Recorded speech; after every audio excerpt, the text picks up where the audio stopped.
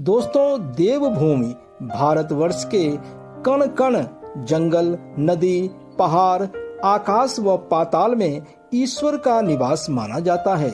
हमारे सनातन संस्कृति में प्रत्येक जीव को आत्मा के रूप में उसी परम पिता परमेश्वर अथवा परमात्मा का अंग माना जाता है। भारत के जम्मू कश्मीर प्रदेश के उत्तर पूर्व में श्रीनगर से लगभग 141 किलोमीटर की दूरी पर हिमालय की दुर्गम पहाड़ों के बीच बाबा अमरनाथ का निवास स्थान है। समुद्र तल से 13,600 फुट की ऊंचाई पर स्थित अमरनाथ गुफा भगवान शिव के प्रमुख धार्मिक स्थलों में से एक है, क्योंकि यहीं पर भगवान शिव ने मां पार्वती को अमरत्व का रहस्य बताया था। हमारे शास्त्रों के अनुसार हिमालय पर्वतमाला में ही कैलाश पर्वत भगवान शिव का प्रमुख समाधि की स्थिति वाली निवास स्थल है, तो उत्तराखंड में स्थित केदारनाथ में वे विश्राम करने आते हैं, जबकि अमरनाथ की गुफा में शिव हिमलिंग के रूप में अवस्थित होकर भक्तों को मृत्यु के भय से दूर अमरता का वरदान देते हैं। जिस प्रकार से श्रीमद् भगवत गीता में भगवान श्री कृष्ण और अर्जुन के बीच संवाद के द्वारा लौकिक व परलौकिक गूढ़ रहस्यों की जानकारी मिलती है, ठीक उसी प्रकार भगवान शिव और माता पार्वती के बीच हुए संवाद के द्वारा जन कल्याण के लिए कई गूढ़ रहस्यों से हम अवगत होते हैं।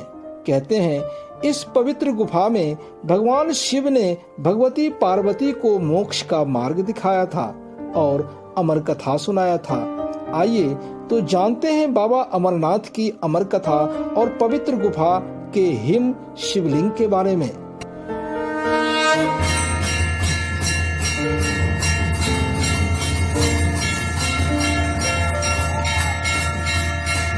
दोस्तों नमस्कार, मैं प्रदीप झा।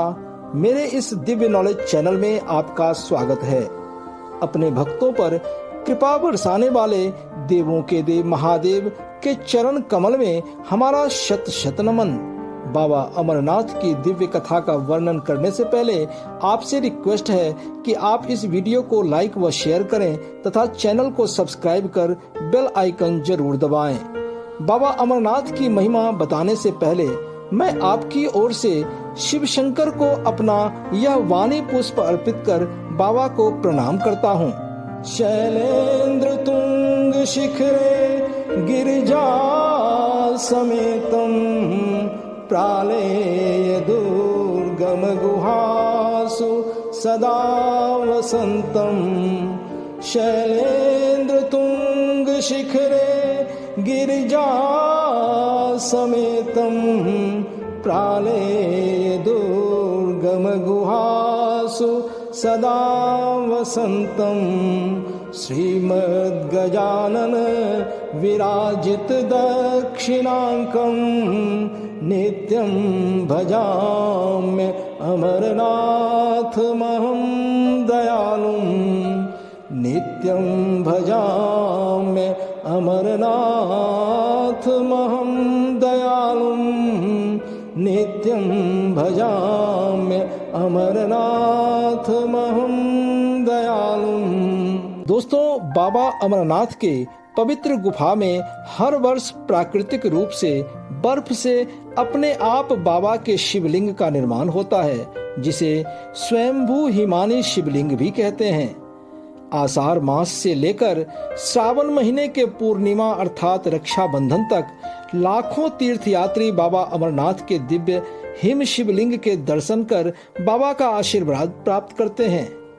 अमरनाथ गुफा की परिधि लगभग 150 फुट की है और इसमें ऊपर से पानी की बूंदें जगह जगह टपकती हैं। यहीं पर एक ऐसी जगह है जहां टपकने वाली हिम बूंदों से लगभग 10 फुट लंबा शिवलिंग बनता है।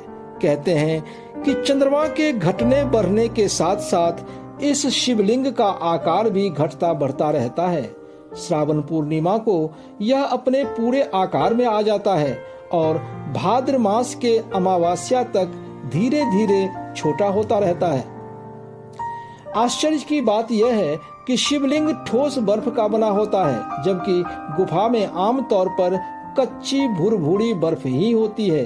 साथ ही मूल अमरनाथ शिवलिंग से कई फुट दूर उसी गुफा में गणेश जी, भैरव और माता पार्वती के वैसे ही अलग अलग हिमखंड बनते हैं, जो वैज्ञानिकों के लिए भी हैरान कर देने वाली बात है। दोस्तों, माता पार्वती और शिव जी के निरंतर संवाद के द्वारा हमें परमात्मा व जीवन के कई रहस्यों के बारे में पता चलता है। माता सती का ही दूसरा जन्म माँ दुर्गा अथवा माँ पार्वती के रूप में हुआ था। एक बार जब माता ने भगवान शिव के गले में नरमुंड माला के बारे में पूछा, तो शिव जी ने बताया कि हे पार्वती, जितनी बार तुम्हारा जन्म हुआ है, मैंने उतने ही मुंड धारण कर रखे हैं। यह सुनते ही माता के मन में जिज्ञासा उत्पन्न हुई कि उनका शरीर तो नाशवान है, पर शिवजी अमर हैं। इसका कारण क्या है? जब माता ने शिवजी से इसका कारण जानना चाहा, तो भगवान शंकर ने कहा कि यह सब अमर कथा के कारण ही है। यह सुनते ही माता पार्वती ने शिवजी से यह अमर कथा सुनाने का आग्रह किया।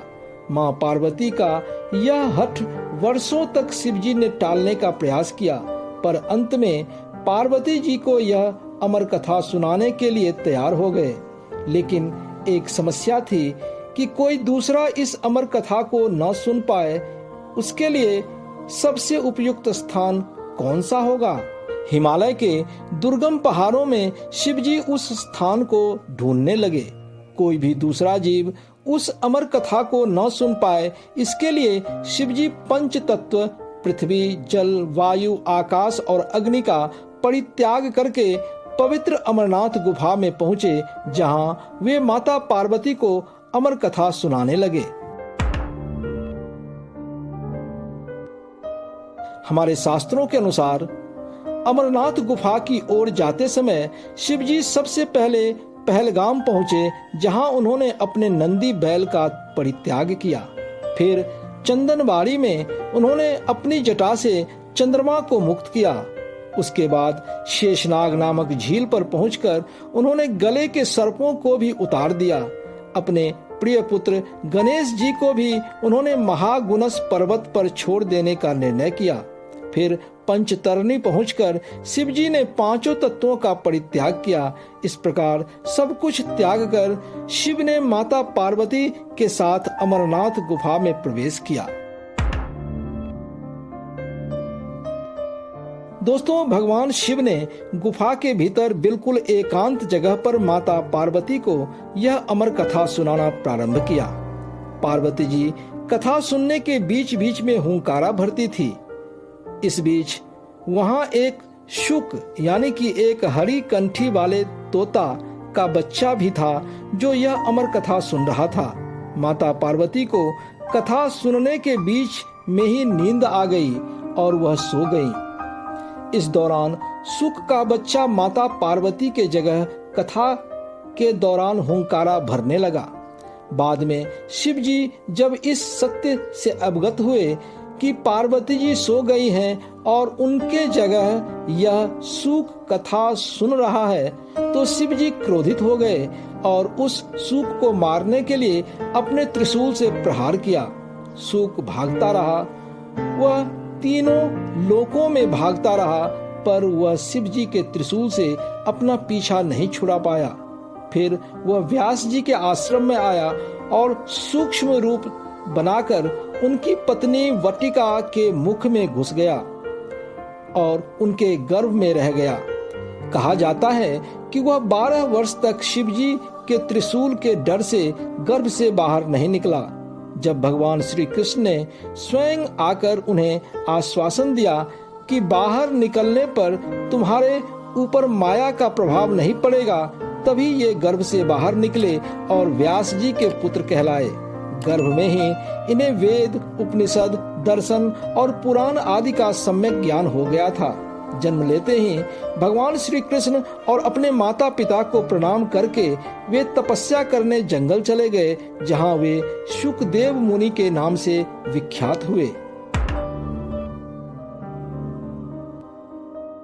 एक अन्य कथा के अनुसार जब शिव जी अमरनाथ गुफा में एकांत स्थान समझकर माता पार्वती को अमर कथा का अमृत ज्ञान दे रहे थे, तो वहां कबूतर का एक जोड़ा भी था जिसने यह अमर कथा सुन ली और वह अमर हो गया।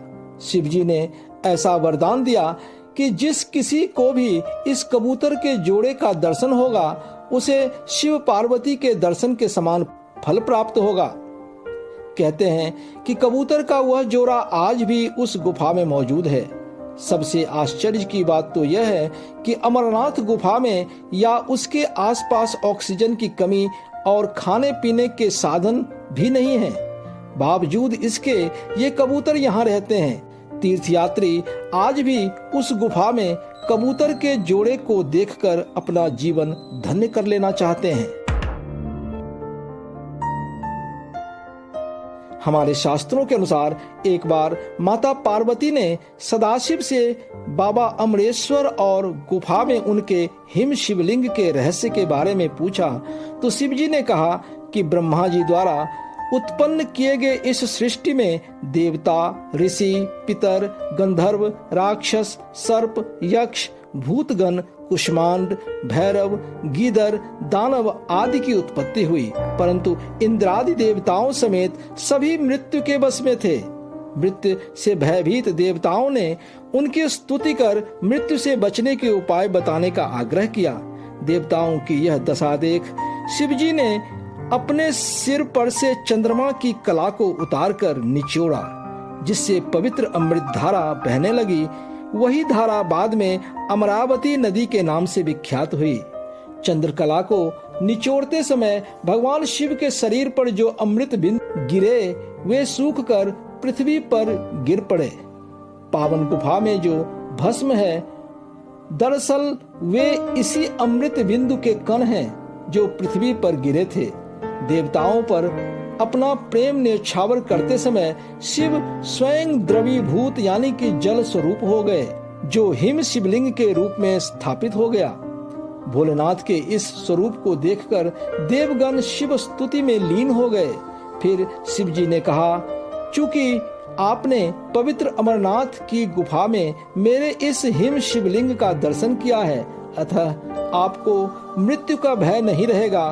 देवताओं को अमरता का वरदान देकर सदाशिव उस दिन से लीन होकर गुफा में रहने लगे। चूंकि शिव ने अमृत रूप सोमकला को धारण कर देवताओं को अमरता का वरदान दिया, तभी से वे अमरेश्वर के नाम से प्रसिद्ध हुए। बाबा अमरनाथ की यह स्तुति मैंने आपके लिए श्री अमरनाथ शिव स्तोत्र के रूप में प्रस्तुत किया है। इस वीडियो का लिंक मैंने डिस्क्रिप्शन बॉक्स में डाल दिया है, जिसका लाभ आप उठा सकते हैं। दोस्तों, कश्मीर का इतिहास कल्हण द्वारा रचित राजतरंगिणी नामक पुस्तक और नीलमत पुराण में दिए गए विवरण से स्पष्ट होता है। श्रीनगर से 141 किलोमीटर दूर समुद्र तल से 3888 मीटर की ऊंचाई पर स्थित अमरनाथ को ASI यानी कि भारतीय पुरातात्विक विभाग कम से कम 5000 वर्ष पुराना मानती है। चूंकि हिमालय की यह गुफा प्राकृतिक है, इसलिए इसके निर्माण की अवधि हिमालय की तरह लाखों वर्ष पुरानी होनी चाहिए। कल्हण की राजतरंगिणी में इसका उल्लेख है कि कश्मीर के राजा साम दीमत शिव के उपासक थे और पहलगाम के वनों में बर्फ से बने शिवलिंग की पूजा अर्चना करने जाते थे।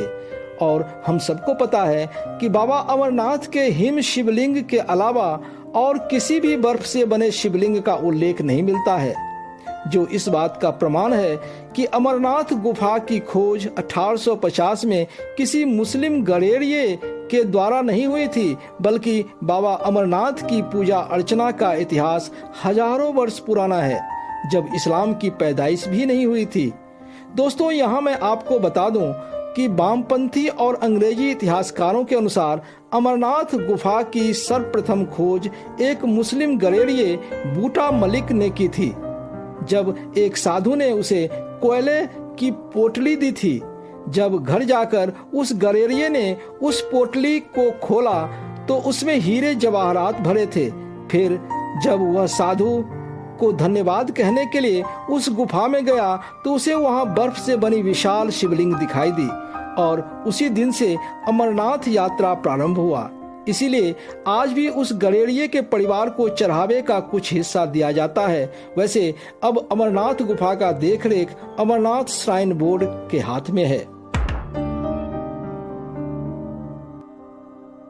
नीलमत पुराण के अनुसार 6ठी सदी में जब इस्लाम का उदय भी नहीं हुआ था, उस समय बाबा अमरेश्वर की पूजा अर्चना होती थी और लोग अमरनाथ यात्रा किया करते थे।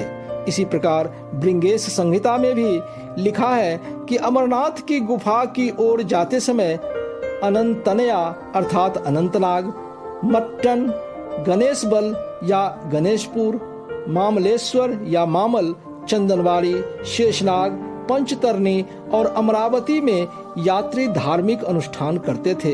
इस प्रकार बाबा अमरनाथ यात्रा का इतिहास केवल 150-200 वर्ष नहीं बल्कि हजारों वर्ष पुराना है। हाँ, विदेशी आक्रमण के दौरान जैसे मुस्लिम और अंग्रेजों के समय में इस यात्रा को बाधित कर दिया गया था। हमारे पुराणों में वर्णन है कि अमरनाथ गुफा की ऊंचाई 250 फीट और चौड़ाई 50 फीट थी। इसी गुफा में बर्फ से बना एक विशाल शिवलिंग था जिसे बाहर से ही देखा जा सकता था। दोस्तों, बाबा अमरनाथ की यात्रा सबसे पवित्र तीर्थ यात्रा में से एक माना जाता है। बाबा अमरनाथ के गुफा तक जाने के 2 रास्ते हैं, एक पहलगाम के रास्ते और दूसरा सोनमर्ग के नजदीक बालटाल से होकर। यानी कि पहलगाम या बालटाल तक आप बस अथवा अन्य सवारी से पहुंच सकते हैं, लेकिन उससे आगे पैदल यात्रा शुरू होती है। पहलगाम से जाने वाले रास्ते को सरल और सुविधाजनक माना जाता है, जबकि बालटाल वाला रास्ता बहुत ही दुर्गम है। वैसे बालटाल से गुफा की दूरी केवल 14 किलोमीटर की है, पर इस रास्ते में खड़ी चढ़ाई और दुर्गम वन होने के कारण इस यात्रा को बहुत ही कठिन माना जाता है। सुरक्षा के दृष्टि से भी यह संवेदनशील मार्ग है, इसलिए सरकार पहलगाम वाले रास्ते से ही जाने की अनुमति देती है। वैसे इस रास्ते की लंबाई ज्यादा है पर सुरक्षित मानी जाती है। सरकारी इंतजाम भी इसी रास्ते पर मिलती है। फिर भी रोमांच और जोखिम यानी कि रिस्क का शौक रखने वाले बालटाल वाले रास्ते से ही जाना पसंद करते हैं। दोस्तों, पहलगाम जम्मू से 314 किलोमीटर की दूरी पर है, जो एक प्रसिद्ध पर्यटन स्थल भी है। यहाँ तक बस सेवा उपलब्ध रहती है। वहाँ गैर सरकारी संगठनों द्वारा अथवा एनजीओ द्वारा यात्रियों के लिए लंगर अथवा खाने पीने की भी व्यवस्था की जाती है।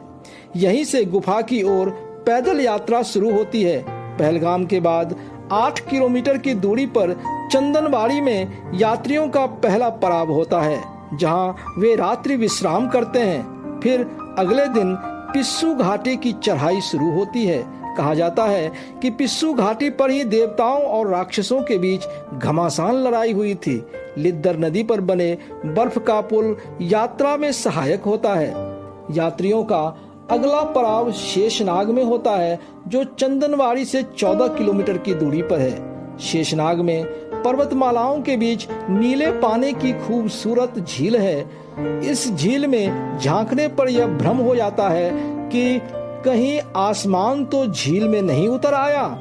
लगभग 150 किलोमीटर की लंबाई में फैली इस झील के बारे में कहा जाता है कि इस झील में शेषनाग का वास है और 24 घंटों के अंदर शेषनाग एक बार झील से बाहर आकर दर्शन देते हैं, पर केवल भाग्यशाली व्यक्ति ही उनके दर्शन कर पाता है।